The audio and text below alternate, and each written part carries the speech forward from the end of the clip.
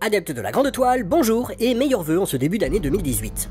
Tiens bah ça tombe bien, vous savez quoi? Il sera justement question de bonne année dans cet épisode à travers un film d'action dans un train où le héros doit remonter les wagons. Steven Seagal.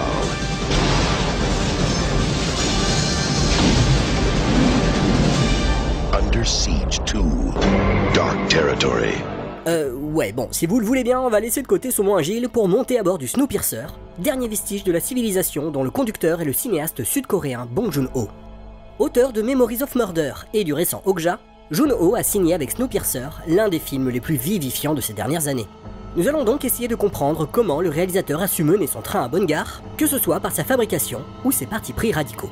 En revanche, si vous n'avez pas encore vu le film, on vous conseille de le faire avant de regarder notre épisode, parce qu'on va méchamment spoiler.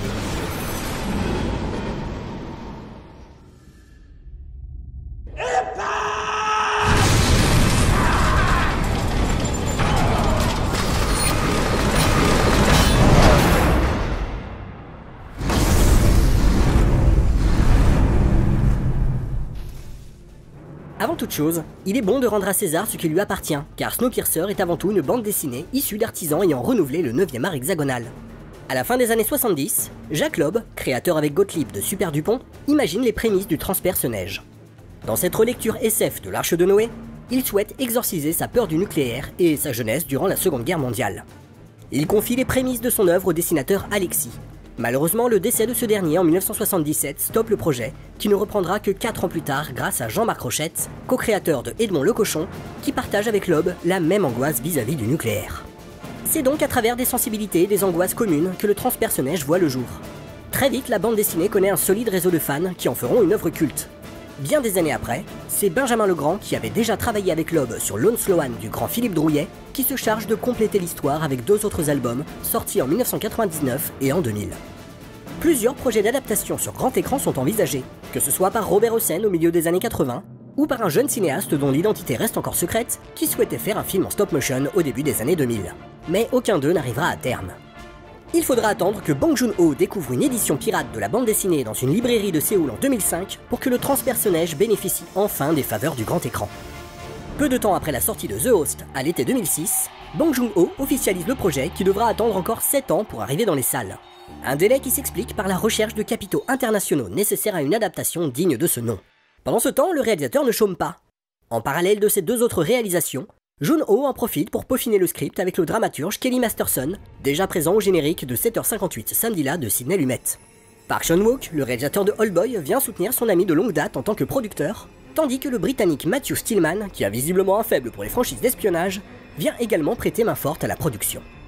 Enfin, la récente starification de Chris Evans, acquise avec le premier volet de la franchise Captain America, permet de faciliter le financement en vue d'un tournage à Prague au printemps 2012 pour un budget de 40 millions de dollars. Une somme importante pour le cinéma coréen, mais ridicule si on la compare aux 150 voire 200 millions de patates que coûte en moyenne un blockbuster américain. Just give me a chance. Sorry, son. Cette logistique internationale que le cinéaste avait déjà expérimentée pour les effets spéciaux de The Host n'est pas sans rappeler celle des sœurs Wachowski et de Tom Tykwer sur Cloud Atlas. D'ailleurs, retenez bien le nom des Wachowski car il en sera question bien plus tard. D'un point de vue pragmatique, ce choix permet au réalisateur de bénéficier de plus gros moyens qu'à l'accoutumée, ainsi que d'une visibilité internationale. Cependant, elle l'oblige à faire des choix d'adaptation radicaux pour rendre Snowpiercer artistiquement et économiquement faisable. La période glaciaire n'est plus provoquée par une bombe, mais par une tentative ratée d'empêcher le réchauffement climatique. Le culte de la sainte loco laisse place à celui de l'ingénieur Wilford. Le héros ne se prénomme plus Prolof mais Curtis, l'élément perturbateur qui déclenche les hostilités n'est plus le même, quantité de personnages ont disparu, d'autres sont créés pour l'occasion, etc., etc. Autant dire que Joon-ho n'y va pas de main morte pour se réapproprier l'œuvre de Loeb. Cependant, à l'instar d'Alfonso Cuarón sur Le Prisonnier d'Azkaban, ces choix ont pour but de retranscrire cinématographiquement les émotions véhiculées par le support d'origine, ici une bande dessinée. À ce titre, Snowpiercer est moins une adaptation qu'un dialogue entre le cinéaste sud-coréen et les créateurs français. Quand je parle de m'approprier l'essence de la bande dessinée, je pense à 3 éléments. Le moteur du train, qui est situé tout à l'avant et gardé par son créateur, la quête du héros lancé dans une course progressant toujours de gauche à droite, et l'âge de glace qui apporte le désespoir. De mon point de vue, c'est vraiment le cœur du livre. Je dois ensuite écrire des intrigues, inventer des situations, créer des personnages qui sont très éloignés du livre. En effet, même si l'histoire part dans des directions différentes de celles de la BD, elle aborde néanmoins des thématiques similaires. I am hot, You are the shoe. I belong on the head. You belong on the foot. Yes? So it is. L'œuvre de Loeb s'inscrivait dans une tradition européenne du post-apocalyptique littéraire, représentée par des auteurs comme René Barjavel, Stéphane Wall ou encore J.G. Ballard. N'oublions pas qu'à la sortie du Transpersonnage, Georges-Jean Arnaud démarrait son cycle littéraire La Compagnie des Glaces, basé sur un postulat proche de celui de Loeb. Ces diverses œuvres optent pour une approche introspective, voire intellectuelle de la science-fiction, sans pour autant renier leurs origines populaires, bien au contraire. Bong Joon-ho prend parfaitement conscience de ceci dans son adaptation cinématographique, d'une manière disons un peu bourrine. Et oui, si le cinéaste reste globalement bien accueilli par la presse et par les cinéphiles, depuis quelques années, le débat ne cesse de grandir sur le traitement que confine Joon-ho à ces sujets. D'autant qu'en Corée du Sud, le réalisateur est surtout perçu comme un simple faiseur de blockbuster, une sorte de Luc Besson local quoi. Qu'est-ce qu'il y a ? Non, rien, j'ai peur.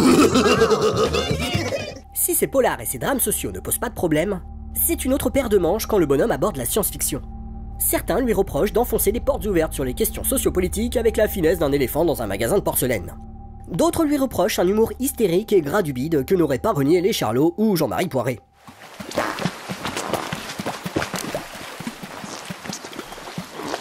Il faut bien dire que la critique réduit bien souvent ses films à des messages superficiels, à base de critiques de l'impérialisme américain sur The Host, du capitalisme dans Snowpiercer, ou plus récemment Okja qui s'est vu réduit à un tract végan. You've done an incredible job. Thank you. Pour être tout à fait franc, ce qui vient d'être dit n'est pas totalement faux, mais cela ne représente que l'infime façade d'une œuvre bien plus complexe et plus riche qu'elle n'y paraît. Si l'humour de Joon-ho rejoint une tradition paillarde asiatique qui peut parfois décontenancer, il s'inscrit également dans le grotesque propre à la science-fiction sarcastique qu'affectionne le cinéaste. De son propre aveu, le personnage de Gilliam, campé par le grand John Hurt, est un hommage à l'ancien Monty Python Terry Gilliam. L'auteur de Brésil prenait en effet un malin plaisir à montrer l'absurdité d'un régime totalitaire à travers une courte focale déformante. Cependant, l'emprunt à Gilliam reste un clin d'œil. Comme Joon-ho le dit lui-même, c'est plutôt du côté de John Carpenter et de George Miller qu'il faut chercher les influences de Snowpiercer.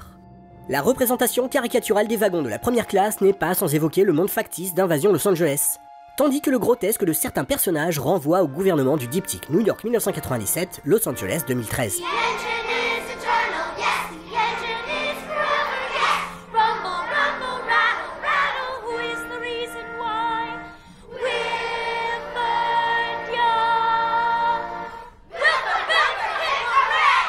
Une filiation que l'on retrouve également chez Song Kang-ho, acteur fétiche du cinéaste, qui semble avoir pris beaucoup de plaisir à la jouer Snake Plissken. Quant à George Miller, revenons à ce que Bong Joon-ho disait peu de temps avant la sortie de Mad Max Fury Road. Le look du dôme du tonnerre dans Snowpiercer? Non, ma véritable influence c'est plutôt le défi, mais pas simplement en termes de look, plus pour sa structure linéaire et la façon dont l'action ne cesse d'avancer, sans jamais laisser au public l'occasion de reprendre son souffle. Droit, toujours tout droit. On ne peut pas faire plus explicite. Tiens, et en parlant de Fury Road, nous vous avions récemment parlé de la chaîne YouTube Versus, qui faisait le lien entre le film de George Miller et le mécano de la Générale de Buster Keaton. Eh bien on pourrait en faire autant entre Snowpiercer et le Train Mongol, un film de propagande soviétique de 1929 signé Ilya Troberg, un ancien assistant de Sergei Eisenstein. Le Train Mongol narre la révolte de travailleurs dans un train lancé à vive allure. Une vision atypique de la lutte des classes que l'on retrouve trait pour trait dans le film de Bong Joon-ho, y compris dans son traitement frontal de la violence. On remarque d'ailleurs que les confrontations entre le peuple et les autorités sont omniprésentes dans son cinéma, qu'il s'agisse des violences policières de Memories of Murders, des manifestations de The Host, ou encore des terroristes écolos de Okja. Tous ces éléments mettent en exergue le rapport qu'entretient le cinéaste avec les affres de son pays. Et quand on sait que le réalisateur a participé à de nombreuses manifestations étudiantes durant ses études de sociologie, qui lui valurent d'ailleurs 1 mois de prison, difficile de ne pas voir dans ces éléments une catharsis. Pour traduire cette idée d'un point de vue cinématographique, le réalisateur se fait un point d'honneur à mettre en avant la foule et le chaos qui l'anime, notamment en misant sur différents niveaux d'échelle et sur la profondeur de champ. A l'instar de James Cameron et Steven Spielberg, Joon-ho semble être l'un des rares cinéastes à l'heure actuelle à avoir compris que la mise en valeur de figurants dans l'espace en dit plus sur la société que bien des mots. Dans Snowpiercer, le défi est de taille puisqu'il s'agit de faire ressentir ce bouillonnement dans un espace clos. Pour réussir cette tâche, le réalisateur a recours à des décors démontables qui permettent à l'équipe de placer la caméra où bon leur semble, mais également au Steadicam qui permet des mouvements fluides et surtout de laisser aux interprètes une plus grande liberté de mouvement, y compris dans un espace restreint. L'autre point fort de la réalisation est d'utiliser la contrainte horizontale du train à son avantage, convoquant un autre média que le cinéma, à savoir le jeu vidéo. En effet, de nombreuses scènes privilégient une vue de profil qui n'est pas sans rappeler le scrolling horizontal présent dans de nombreux beat'em all. Vous savez ce genre où vous avancez en bastonnant le plus d'adversaires possible pour poursuivre votre aventure. Et ce parallèle n'est pas si saugrenu que ça si l'on en juge les différents affrontements qui peuplent le récit, mais aussi la progression narrative où les héros traversent les wagons un peu comme des personnages de jeux vidéo traverseraient différents niveaux tenus par des boss. Un procédé repris par Yeon Sang-ho dans Dernier train pour Busan, un autre film sud-coréen évoquant la lutte des classes au sein d'un film de genre ultra codé. Toujours est-il que cette vue horizontale nous amène à la scène centrale de Snowpiercer, celle de la bonne année.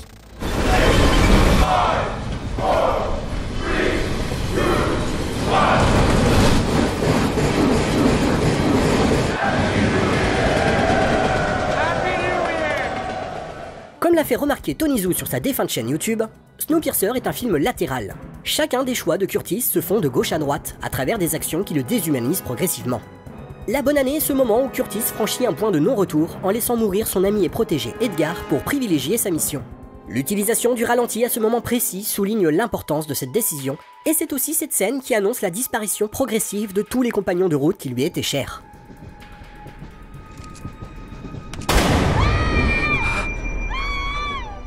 Un choix de mise en scène qui n'est pas sans rappeler l'Aurore de Murnau, dans lequel chaque entrée et sortie de champ des personnages, de la droite vers la gauche et vice-versa, donne lieu à un choix moral. Comme de nombreux spectateurs l'ont fait remarquer, les incohérences semblent de plus en plus grosses à mesure que le récit avance.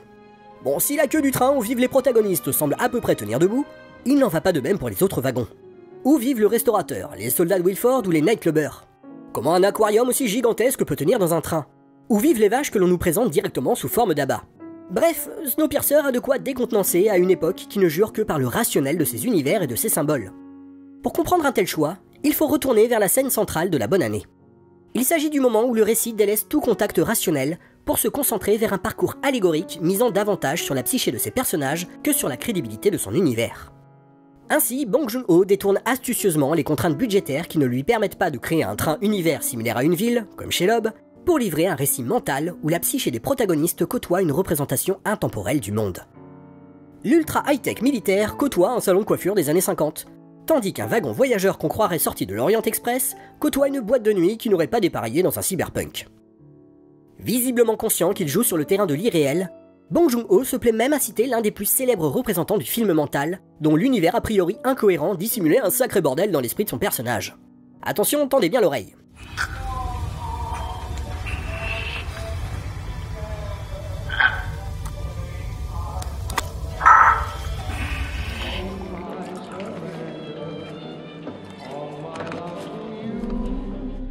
Hey, on a connu des citations beaucoup moins subtiles que celle-là. Ainsi, Bong Joon-ho convoque une mise en scène symbolique propre au cinéma et à la culture asiatique qui joue davantage la carte de l'évocation et du symbole qu'en Occident. Ce qui nous amène à évoquer le climax, où le parcours de Curtis prend tout son sens à travers sa confrontation avec Wilford qui va lui révéler le côté factice de sa quête. Une quête programmée d'avance et dans lequel Gilliam, qui occupait une fonction similaire à Curtis par le passé, s'avère être un complice de Wilford. Ce dernier, reclus à la tête du wagon, programme la vie de chaque compartiment, y compris les révoltes, afin de s'assurer l'équilibre et la stabilité des derniers représentants de la race humaine. Qu'il s'agisse du logo de sa compagnie, de son compartiment ou des enfants travaillant pour lui, tout renvoie à un mouvement cyclique, tel une horlogerie bien huilée, qu'il semble impossible d'arrêter. Un élément qui n'a pas échappé au compositeur Marco Beltrami, dont le morceau Axe Gang évoque un compte à rebours.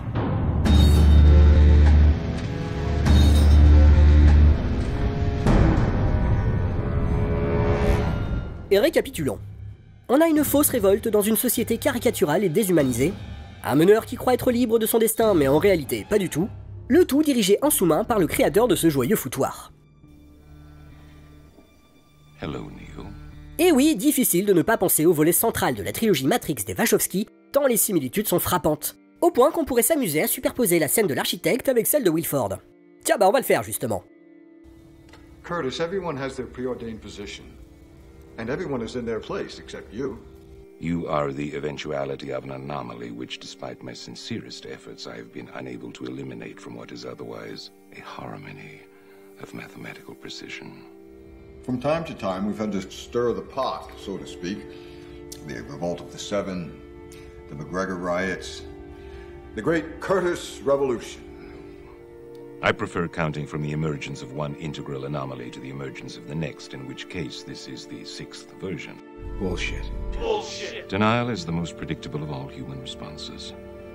You are here because Zion is about to be destroyed. Its every living inhabitant terminated, its entire existence eradicated. I am old, I want you to take my station. Failure to comply with this process will result in a cataclysmic system crash, killing everyone connected to the Matrix. The train is the world, we the humanity.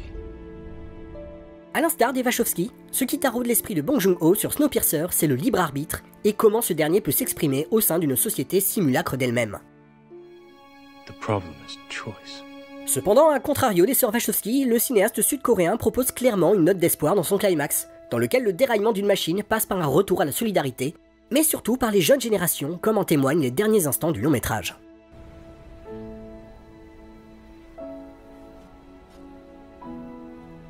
Si Snowpiercer s'avère être une œuvre aussi passionnante, c'est parce que ces éléments fonctionnent sur un registre ludique qui permet de donner à l'ensemble une richesse insoupçonnée que n'aurait sans doute pas permis une œuvre qui d'entrée de jeu aurait grillé toutes ses cartouches. Ce qui intéresse le prodige sud-coréen, c'est de transmettre un savoir universel érudit sans renier ses origines populaires, à travers une œuvre ludique et sensitive. En cela, la démarche de Bong Joon-ho se rapproche de deux autres génies contemporains, Edgar Wright et Juan Antonio Bayona. Une démarche qui a dû également taper dans l'œil des Wachowski qui feront de Doona Bae, comédienne de Joon-ho, une actrice récurrente de leurs œuvres. Et Bong Joon-ho, de son côté, emprunte aux sœurs Wachowski leur responsable SFX Dan Glass pour Okja. Tout ça pour vous dire que Snowpiercer est une œuvre plus subtile qu'elle n'y paraît, aussi vivante et prenante qu'un train lancé à pleine vitesse.